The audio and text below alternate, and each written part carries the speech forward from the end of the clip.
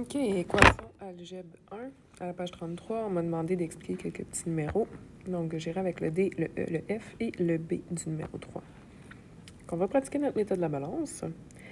Ici, j'en ai inventé un semblable. Donc, c'est comme si j'avais une multiplication par moins 4 cinquièmes. Tu peux, si ça tente, multiplier par 5 sur moins 4 d'un côté, puis 5 sur moins 4 de l'autre.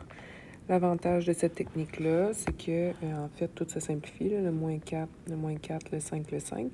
Puis l'autre côté, ça donne tout de suite la bonne réponse. Donc, 55 sur moins 4. Mais sinon, tu peux le faire en 2 étapes. Ah oui, puis là, il faudrait monter le négatif au numérateur.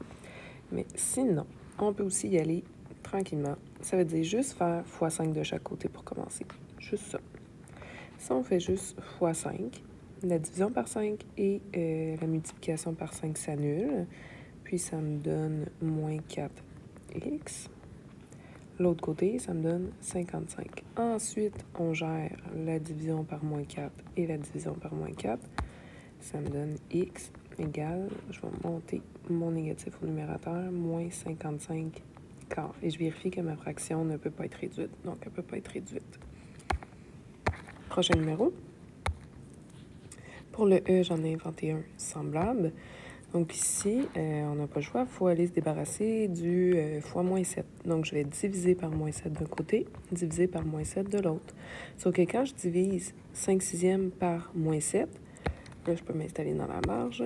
Donc, 5 sixièmes divisé par moins 7, c'est comme multiplier par l'inverse. Je vais avoir 5 sixièmes multiplié par 1 sur moins 7. Si je fais ça, numérateur ensemble, ça me donne 5. Dénominateur ensemble, ça me donne moins 42. Ma réponse, ce serait moins 5 sur 42. Donc, la difficulté n'est pas tant l'algèbre que le fait qu'on a beaucoup de fractions à gérer. Pour le F, j'ai une fraction qui multiplie le x, puis ça donne une fraction. Un des chemins possibles, ce serait de juste... ah oui, parce que moi, je veux faire l'autre qui ressemble. Fait que ce que je pourrais faire, c'est multiplier par 4 tiers d'un côté, multiplier par 4 tiers de l'autre. Fait que ça va se simplifier. Il va me rester x, puis l'autre côté, c'est numérateur ensemble, dénominateur ensemble, puis là, il me resterait à réduire ma fraction. Mais sinon, ce qu'on peut faire, c'est traiter une fraction, le numérateur et le dénominateur séparément. Donc, commencer par faire juste x4 de chaque côté. Il va me rester 3x.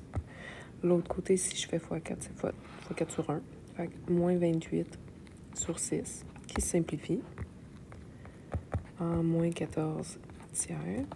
Et ensuite, je ferai ma division par 3 d'un côté, divisé par 3 d'un côté. L'équivalent de diviser par 3, c'est multiplié par 1 tiers.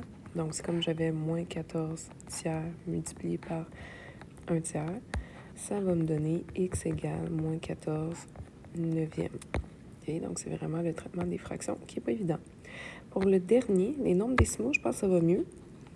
J'en ai inventé un semblable. Donc, je pourrais additionner 0,5 de chaque côté pour enlever mon terme constant. Il va me rester mon terme en x. Et ici, ça me donnerait 2,4.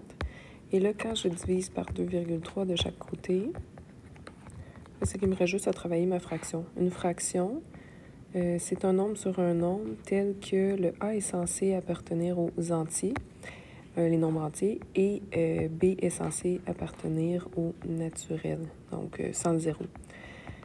Ce que ça veut dire, ça, c'est que ça, je veux un nombre entier. Ça veut dire pas de nombre décimaux. Ça, je veux un nombre naturel. Ça veut dire qu'il ne peut pas être négatif. Puis en plus, il ne peut pas être égal à 0.